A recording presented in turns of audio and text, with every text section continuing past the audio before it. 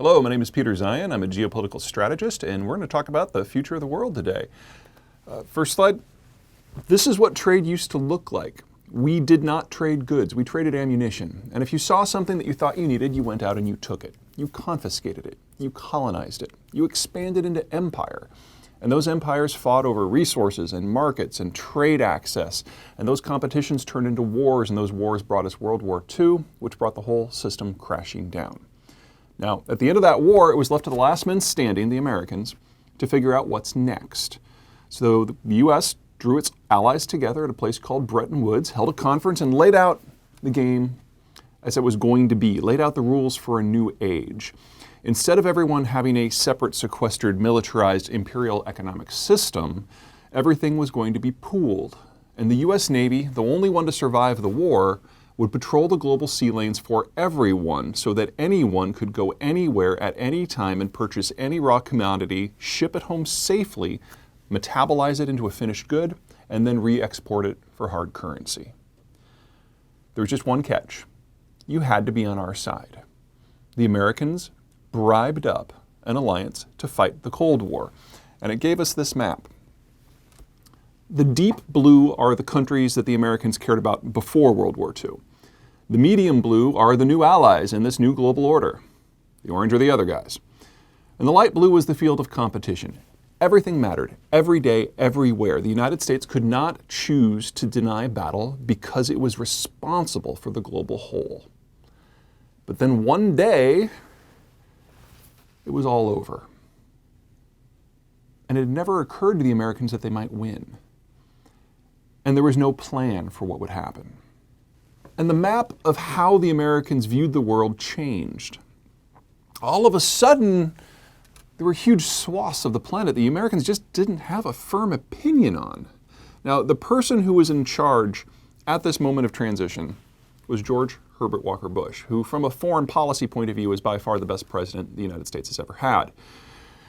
Ran the CIA, served as vice president, was in charge of the Office of Budget, was ambassador to China, served in the House of Representatives, had excellent relations with everyone on both sides of the American political aisle, as well as a first-name relationship with most of the world leaders. He was the right person, in the right place, at the right time, with the right skill set. And so, of course, Americans voted him out of office. And we never had a discussion in the United States about what we wanted. You remember 1,000 Points of Light, the New World Order? That was George Herbert Walker Bush's attempt to get the United States to have a conversation with itself about the sort of world that we wanted. And we decided we didn't want to have that conversation. And none of his successors tried. And just as decisions have consequences, so do the lack of decisions.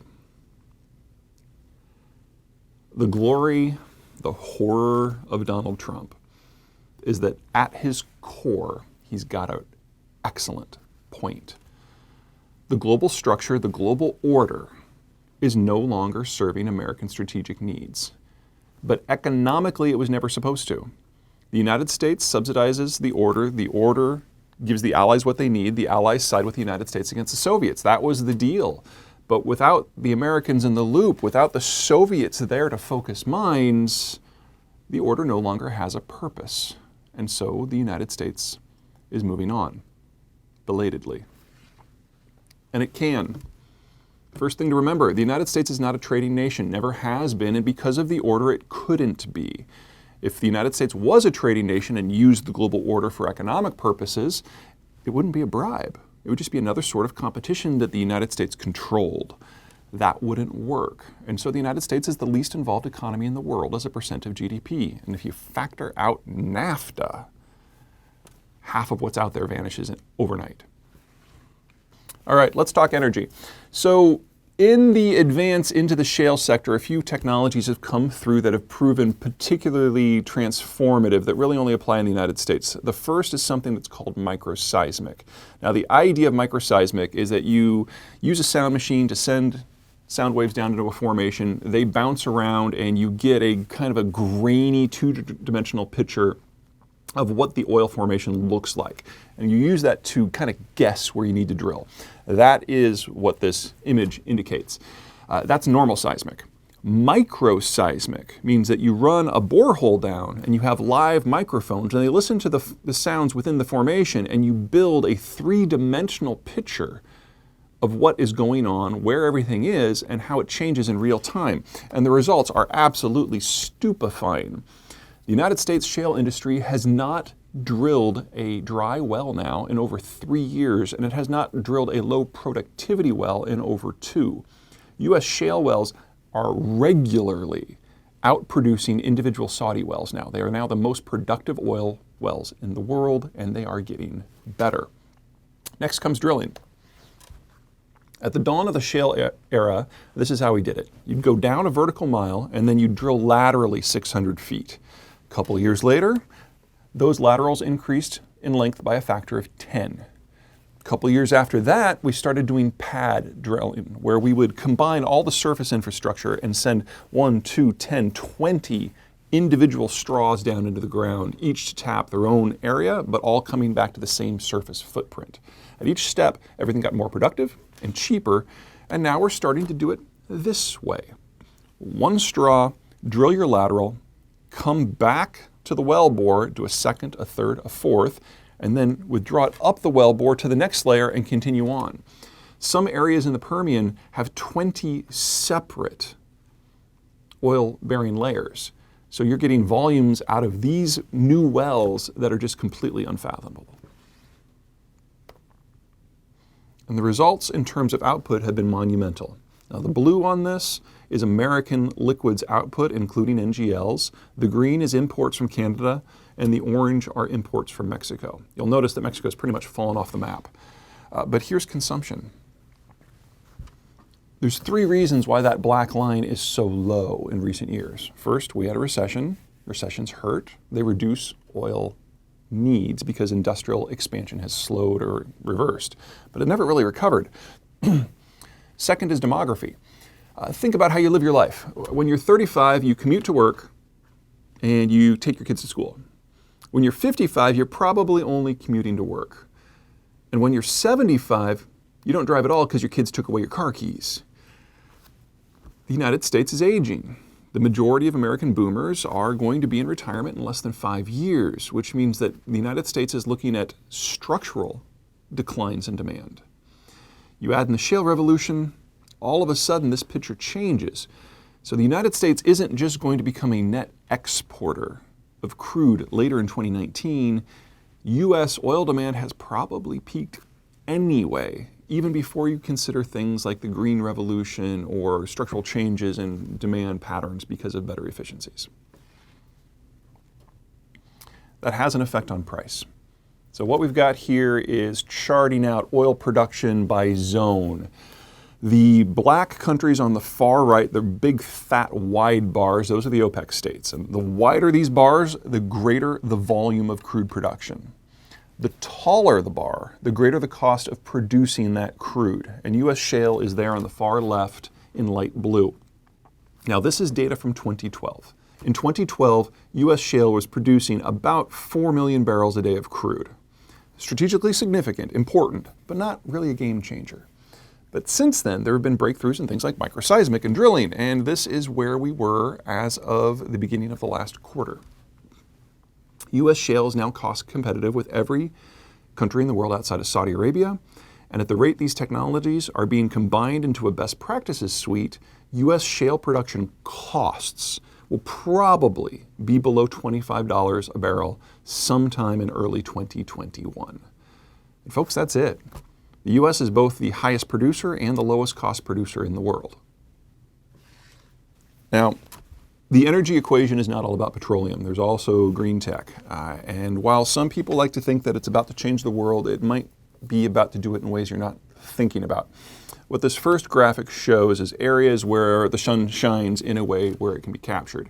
Anything that is in the deep red, those are zones where solar intensity is strong enough to generate power and it's reliable enough to be economically viable. If you move into the orange, you start to get a lot of variability. Either you don't get as much solar radiation or the seasonal variation is pretty strong. So you can still reduce your carbon footprint if you're in the orange zone by putting up panels, but it's probably going to be a wash economically. You might actually lose some money. Yellow is the next step down, and if you're in the light green, you have actually increased your carbon footprint by putting up panels, because the solar radiation there is so thin and so irregular that you have to have a backup system anyway, and you'll probably never get back the energy that you burned just to make the panels in the first place.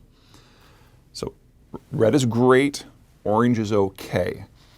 Here's the same map, but the data, instead of for solar, is for wind. Again, red is great, orange is okay. What I'm going to do now is going to combine these so you can see where the solar and the wind work for real. The blue is wind, the green is solar, and the dark green is both. You'll notice that we have already eliminated over 80% of the world's landmass. Most green techs just aren't ready for prime time yet, but we're not done yet, because this is just assuming all else being equal in nature. You now have to combine that with what people actually do. So for example, you're not going to put wind turbines above 10,000 feet. There might be wind up there, but the air pressure is so low that the blades won't turn. And you're not going to put solar panels over a crop field because the crops need the sun.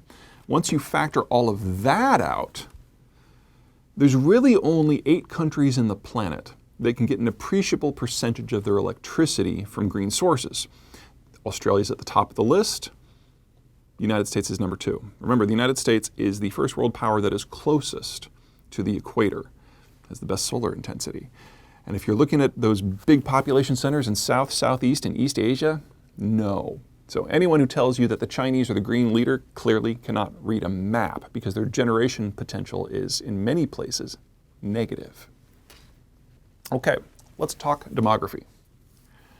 This is a standard demographic profile. You've got children at the bottom, young adults, mature adults, retirees at the top, men on one side, women on the other. And mortality builds that into a simple pyramid.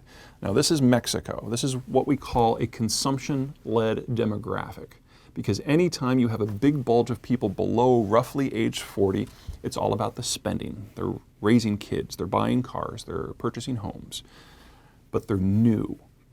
Their income has not yet expanded to match their needs. So it's college loans, it's car loans, it's mortgages, high growth but high debt.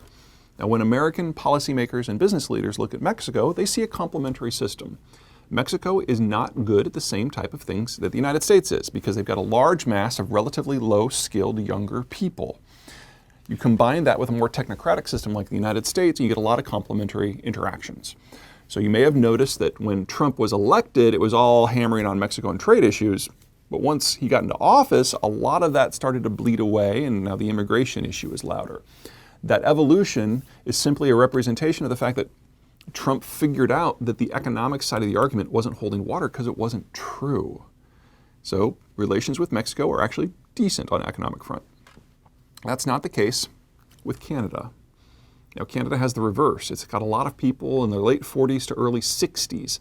Now, this is the investment-led part of the system, because once people get up there, they've got a lot of spare income. They've been working for 20, 30, 40 years. They know everything there is to know about their industry. They're very highly technologically advanced. And so when U.S. political leaders and economic leaders look at Canada, they see a problem. Canada has a supersaturated labor market in that top skilled layer. And because there aren't a lot of young people in Canada, the difference has to be exported. So Canada is producing goods below the average global cost at the high skilled level and then having to dump them somewhere on the US market. Which means that the United States no longer sees Canada as a partner, but instead as a competitor. And then here's Japan. If your birth rate stays too low for too long, eventually your population starts to hollow out, and Japan is moving into a mass retirement situation. How do you run a first world economy without a workforce? Well, you have to automate. And the funny thing about an automated industrial system is it doesn't matter where it is. So Japan has picked up huge chunks of their industrial base and dropped them into other countries where the structure is different, where they can be on the right side of tariff and political problems and currency wars and serve the population directly. Buys a lot of friends because that investment produces jobs in whoever that extra country happens to be. Now, here's the United States. The US is kind of in the middle. It's a chimney demography. There's a couple generations that we need to call out. So that bulge near the top in the 50s and the 60s, that is the baby boomers. They are the largest generation as a percentage of the population in U.S. history. And their presence in that capital-rich demographic has made the United States the most capital-rich it has ever been. And that has saturated our capital markets and forced the boomers to take lower returns. It's an issue of supply and demand. But in a few years, by 2022, the majority of the American boomer cadre will have retired, which means that all of these investments that have pushed down capital costs in the American system, they're all going to go away. And what they do invest in isn't going to be stocks and bonds, it's going to be government T-bills and cash, because they can't take the volatility. So this environment that we've been in for the last several years, where credit costs are flat to zero, that's going to disappear, and the cost of capital will skyrocket. And it's only 3 years away. The next blob down in the 20s and 30s, that's the millennials. The millennials are the second largest generation we've ever had, and their presence in that consumption-led demographic has given the United States a huge consumption boom. At the same time, it's had cheap credit. Part of that is temporary. Part of that's going to disappear quickly. So the boomers are moving away, capital costs are going to go up, and the millennials are aging. Now, they're not aging nearly as fast as the boomers. It's going to be another probably 4 to 6 years before they've moved out of that big consumption boom. But no matter how you look at it, the United States is looking at a structural slowdown from lack of consumption and lack of financing. That is now unavoidable. It's not all bad. If you fast forward to the year 2030, the millennials move up into that capital-rich demography. So we will get through this fiscal crunch. We will get through these economic doldrums. It's just going to take about a decade. That's the good news. The bad news is no one else really has a demography like the United States. And if you look at the combined rich world demography without the Americans, it's basically a retirement community. So the United States is leaving the world, which means global commerce is going to break down. And the United States, the only country that can even theoretically absorb global exports, now has no political, strategic, or economic interest in doing so. It is nothing less than the end of the economic model that we have known for the last 250 years. And it will all be over in less than the next decade. And it's not like anyone else can pick up the pieces. So here's China. 25 years after the one-child policy, they have run out of 25-year-olds. They are now the 4th fastest aging society in the world. What about the Koreans? No, they're aging even faster. They're number 3. You can even go into developing Asia. Thailand is not much better. What about in Europe? Well, here's Germany. Here's a country that can't have an open, honest conversation about population policy. It's even worse in Italy, which if there's any country on the planet that should be able to figure out how to have kids, it should be Italy. New Europe. Spain looks awful. So does Poland. Russia's atrocious. But the really scary thing is here's Brazil. This is the country of the future, the consumption base. This is what a healthy demography looks like, right? Well, look at the date. This is Brazil in 1990. Here's Brazil today. Brazil is aging at 6 times the American rate. They will become old long before they have any chance of becoming rich. Simple geographic map of the United States. Now that tan area in the middle, that's the greater Midwest. That is the single largest chunk of arable land in the world. And as important as that is, and it is, it's the blue lines that really matter. This is the Navy, right? You guys get it. Moving things from A to B is kind of a bitch. But if you float it, it's 1/12 the cost. The greater Mississippi system by itself is 14,000 miles of naturally navigable waterways. That's more than the combined total of the rest of the world. Combine that with the American border system, deserts and mountains to the south, lakes and forests to the north, ocean moats on either side. This chunk of North America isn't just the richest territory on the planet, it is the most securable. Decades of bipartisan effort have yet to screw it up, and we are no closer to figuring out how to do that now than we ever have been before. All right, let's talk about deployments. What we have here is a map of all American deployments. The first number is current deployments in thousands. The second number is what peak deployments were and then the year in which they were at their peak. Let's zoom in here on the parts that matter. You'll notice that no matter where you are, the numbers have been going down. Total US deployments globally right now are at the lowest since before the Great Depression. Let's zoom in on 3 in particular. Here we've got the Middle East. A couple call-outs. Kuwait operation is completely over. We are now have fewer than 2,000 troops there. That will probably be going down to 0 over the course of the next couple of years. Afghanistan, same thing. Syria is now the only deployment in the world that's actually going up, and it hasn't really gone up by that much. We're talking 1,500 to 2,000. Not a big deal. In Europe, the 9,000 troops that remain in Britain probably will stay. The UK is about as good of an ally as you can have. But that's it. German operations only continue to exist so long as the United States cares about Russia or cares about the Middle East. As those ramp down, you are looking at those bases being closed completely. And something similar is likely to happen in East Asia. Part and parcel of why Trump has been going to North Korea, or going to the North Koreans so often, is about finding a way out. There is nothing any longer about the American strategic presence in South Korea that continues to serve American strategic interests. It is simply a relic of a war that ended 30 years ago, or if you want to be more direct, 50 years ago. That just leaves Japan. The base in Okinawa is a forward-positioned asset on the first island chain to contain China.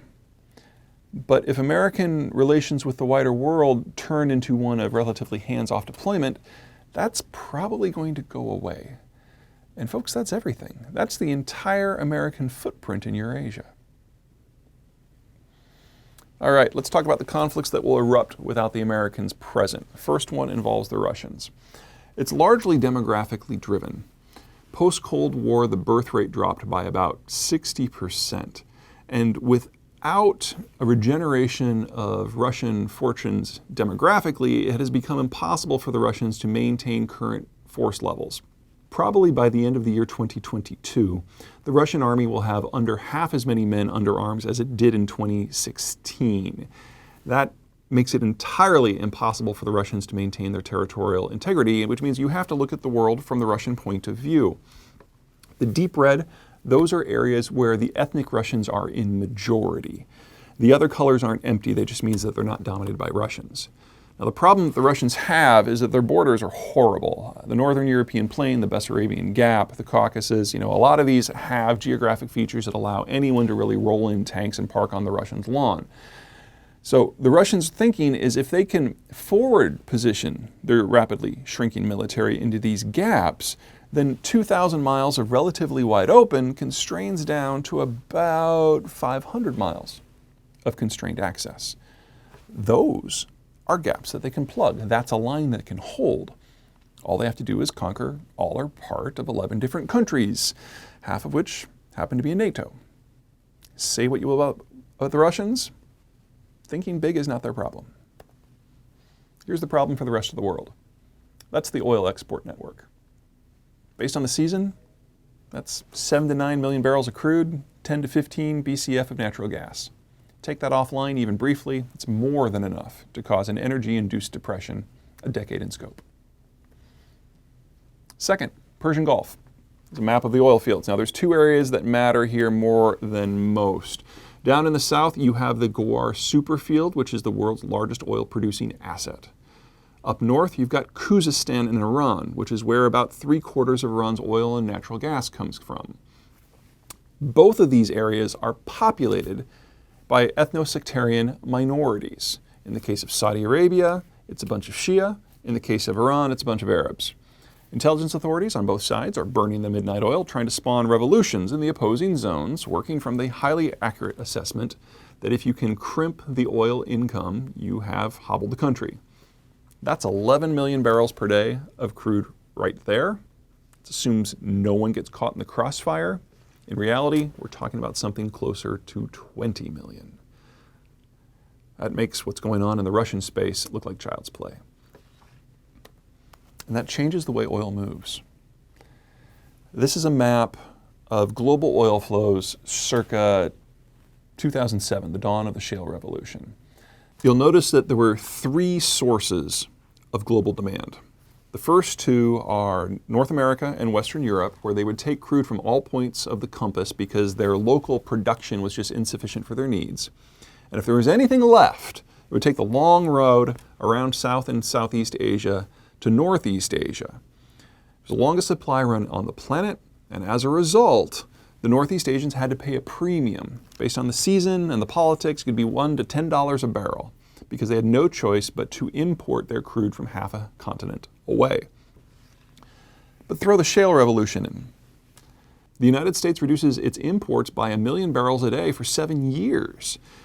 The Europeans throw a financial crisis and prove that they can stick to it, which means that the only source of organic supply growth anywhere on the planet is in East Asia. So if you're a producer, you have to find a way to get it there, which means that all of a sudden the East Asians are getting discounts because everyone's clamoring to participate in their markets. But remove the United States from the equation. Advance the shale revolution a few years. North America exits stage left. It's domestically supplied, it's fine. The Europeans, no longer able to trust the Russians, have to go out with their militaries and re-interface with their former colonies and make sure that the crude comes to them. That means there's not enough left. Which means if you're Korea or Taiwan or China or Japan, your only option is to take your navy, sail to the Persian Gulf, pick sides in a centuries-old blood feud that's devolved into a knife fight, convoy the crude home, and hope that no one tries to take it from you. Now, if this were anywhere else in the world, I'd be worried, but this is Northeast Asia, and if there's anything that we know about the Koreans and the Chinese and the Japanese and the Taiwanese, it's they've got a centuries-old history of brotherly love and cooperation, and nothing could possibly go wrong. Or we get a third conflict. The green bars are the sources of the oil, the red bars are where they're going. You'll notice they're a convenient 5,000 to 7,000 miles apart. Now, there's two routes here that matter. This first one is the current route for crude going from the Persian Gulf to Northeast Asia. It's 5,500 miles to Shanghai, just over 7,000 miles to Osaka. The Chinese and the Japanese both have any number of weapon systems that can interfere with convoys along that route, which is a nice way of saying that convoys can no longer use that route because they won't be safe in a war scenario. But if you shift over to this deep sea route, the Japanese can still interfere with that, but the Chinese can't.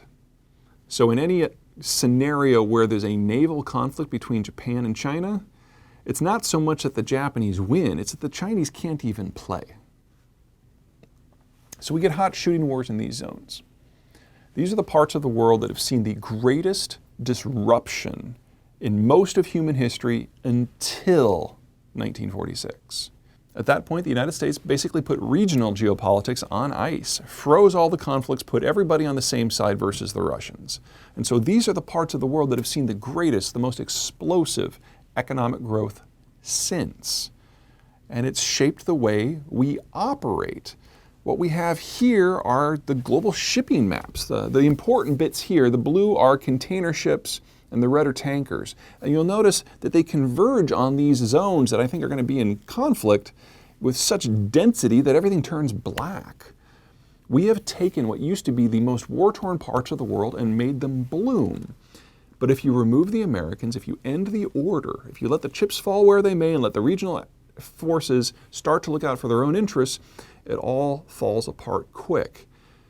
And the real kicker is there's nothing that the US Navy can do about it. This is a really complicated graph, but really just look at these two numbers. The point here is that the larger the ship that you move into, the greater the insurance costs for protecting individual bits of cargo. Because if there's only one bit of cargo on one ship, the insurance cost is pretty low, but if there's 1,000 bits of cargo on one ship, the increase in price for the insurance skyrockets above just the factor of 1,000. The idea being that if something takes out that ship, it takes out everything, and it all has to be insured appropriately. Now, if we think back to the Iran-Iraq war, when both sides were starting to take pot shots at tankers, we know that in a situation where a ship sails into a potential war zone, that the cost of insurance increases by a factor of 100 immediately, even assuming that no one is actually shooting at the ships. Once someone starts shooting at cargo ships, you can't get insurance. So a factor of 100, assuming a mild increase. That means that if you're going to have global commerce be protected over a large zone where shooting might be happening, say the Baltic, the Mediterranean, the Black Sea, the Sea of Japan, the South China Sea, the Persian Gulf, all that's good stuff. You need dozens, if not hundreds, of vessels that can sail with the merchant vessels in order to keep insurance costs under control and provide some degree of physical security. That's no longer possible. Now on the right, we've got a jump carrier. On the left, we've got a super carrier. In the deep blue sea, assuming no support from land aircraft, it takes 7 jump carriers to outclass 1 super carrier. Now, including things like the MEUs and including things like those tiny tie carriers, there are about 25 jump carriers in the world, about half of which are American. There are 11 super carriers in the world. They're all American. The United States has been moving over the course of the last 30 years from a large fleet of relatively small vessels to a smaller fleet of relatively large vessels. Now, this enables the United States Navy to kick in any door on the planet, to go into any body of water at any time and do whatever it wants. But it can no longer be everywhere. And as global shipping becomes more dangerous, the size of ships will have to shrink, because we won't be able to take the risk. And if there are more ships carrying less cargo, the US Navy is simply in a position now that it can't cope. This isn't by design, but this is where we are. Even if the next president wanted to reboot the global order, the US Navy is no longer in a position where it can make it happen. So whether it's due to politics, economics, or hardware, the world that we know, the world that we've trained in, is gone. That changes where the Navy can go and who's in charge of it. What's going on with American trade talks is 4 pieces. Number 1, energy. Because the United States is on the verge of becoming an energy exporter, all of a sudden disruption in global energy markets is perceived as good for US business, because it is. There's a differential between American energy prices and the global norm, which means that anything that causes the table to shake internationally actually helps businesses here. I strongly suggest you look at things in Iran and Venezuela in that light. Next up, steel and aluminum tariffs and automotive tariffs. You may have noticed that whenever the Trump administration finalizes a trade deal, it leaves these sectors out. That's so U.S. trade negotiators, U.S. military personnel, or the president himself can bring those issues back to the table on any issue that he wants. Use them as pry bars, use them as hammers, use them to force compliance, use them to get favors. And then finally, you've got currency. I'll just give you the nickel version of this. All currency transactions, all trade transactions in the world use the US dollar in some way, almost all of them. It's not so much that the energy markets and the agricultural markets all use the US as their only medium, although that is true. It's instead that it's used as a commodity of exchange. So if an Argentine company is selling a bunch of electronics to Thailand, they don't get paid in pesos because no one in Thailand has or wants pesos. And they don't get paid in baht because nobody in Argentina has or wants baht. So the Thai pay in baht. The baht are converted to US dollars on an international exchange, and then the dollars are re-exchanged for Argentine pesos. So it's a 3-step process. The US dollar is in the middle, and you can't cut it out. Roughly 95% of global exchanges use the US dollar in some way, either directly or as that intermediary. The remaining 5% is within the Eurozone. Under Obama, the Iran sanctions were set up so that the US Treasury Department could go into that intermediate step and block specific transactions or specific companies from accessing the US dollar market. Under the Trump administration, those tools have become less scalpel-like and more flamethrowers-like. And so the United States can now go in and block entire countries, if it wants to, from accessing the US dollar market, which is basically saying that not only can you not access the US market directly, you can't access global trade at all. With those sort of trade tools in place, the guy who's in charge of trade talks has some incredible tools. Now, that person is Robert Lighthizer. He is the US Trade Representative. And this isn't his first stint in government. He used to work for Reagan. So, quick war story. Back during the first Reagan term, the Cold War was running hot and heavy. We actually had a nuclear scare in Berlin. And the Reagan administration noticed that several of the Allies were doing things that Washington really didn't approve of. For example, the Japanese, the Germans, the French, they were all intervening in currency markets in order to push down their currencies relative to the US dollar so that they could spike their exports to the American market, stabilize their political and economic systems, get a nice little kick. Under Reagan 1, this was allowed to stand. But when Reagan was reelected and he would never face another election, and when Gorbachev rose to power and the Cold War was calming down, Reagan called the Allies together at the Plaza Hotel in New York and said, look, we see what you're doing, and you're going to stop, and you're going to stop today, because if you do not, we're going to leave the global order, and you can deal with the Soviets on your own. It worked. Within 6 months, the Allies hadn't just stopped intervening in markets, they had reversed their actions, and the US dollar dropped by half. Lighthizer was the Reagan administration's hatchet man assigned to Japan to make sure that they didn't renege on the deal. And every time he got his marching orders from Washington, he would walk into the Ministry of Finance, lay out the American position, and then when the Japanese were speaking, he would take off his translator microphone and disassemble it on the table in front of them and have a little G.I. Joe war with the pieces. Pew pew. And when the Japanese were done, he'd reassemble his microphone, put it back on. He's like, well, that was absolutely fascinating, but we're going to do it my way, right? This is the guy in charge of U.S. trade talks. And the reason I'm bringing him up is if you go back to before 1946, before the Americans sublimated their economic needs in pursuit of strategic goals, people like Lighthizer were the ones who gave orders to the State Department and the Defense Department. Because before World War II, strategic and economic issues were interlinked in American foreign policy making. And something like the U.S. Trade Representative is just as important to military planning as the Secretary of Defense. That changes where you can sail.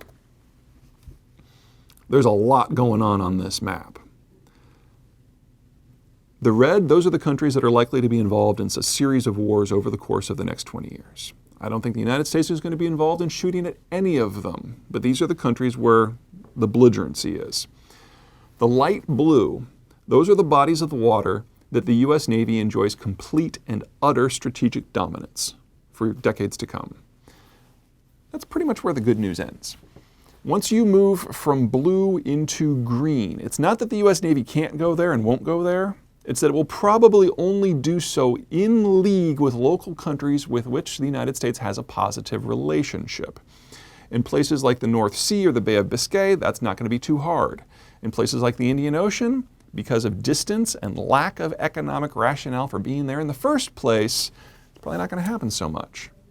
Once you get into yellow, these are constrained and contested political, economic, military environments. And while the Navy can force its way in, you have to ask the question, why? Because none of the countries in the littoral are going to be allies, and the economic rationale for presence just isn't there. And then finally, you've got the oranges, which I can't see why the U.S. Navy is going to go there at all. A lot of shooting, not a lot of interests that would serve American strategic or economic purposes. So that's Europe and the Middle East. Here's the East Asian rim. Folks, we're getting out of the first island chain. There's nothing there for the United States. China is arguably the country in the world that is most dependent upon American involvement in the global order. Yes, China has technically more hulls than the United States, but as you know, most of them are tiny. And of their 500-odd ships, only 60 of them are surface ships that have the capacity to actually sail beyond the first island chain. And that assumes no one's shooting at them. Probably only a handful, maybe 12, can actually operate beyond the island chain in any sort of combat environment. China as a country, as a navy, as an economic system, as a unified political system is almost over. There's 3,000 years of Chinese history. They've only been unified for about 150 of it. Half of that is under American guardianship of the global system. The only thing the United States has to do to destroy China is leave. But that does not mean that the US Navy is going to want to be anywhere near the Chinese coast. Part and parcel of an American drawdown means that various regional powers, whether out of desperation or opportunity, are going to have to look out for their own interests. And never forget that the second most powerful navy in the world in terms of expeditionary capacity isn't China, it's Japan. And we need to start thinking about countries that we've considered allies in a new light. It's not that I think we're going to cross ships with the Japanese. It's that the alliance that made sense during the order is over, and things need to be renegotiated. All right, that's plenty. If you're looking for some coasters or maybe some bookmarks, Accidental Superpower is where it all started. It tells the story of how the world got to be in the shape that it's in today, how it's going to evolve, how the world's going to break down. Absent Superpower starts with the Shale Revolution, plays it forward, walks the reader through the various wars that will erupt as a result. And Disunited comes out in February of 2020. Talks about the countries of the future. Which countries are going to rule the world once it ends? I'm Peter Zeihan. Thank you very much. Everybody have a great day.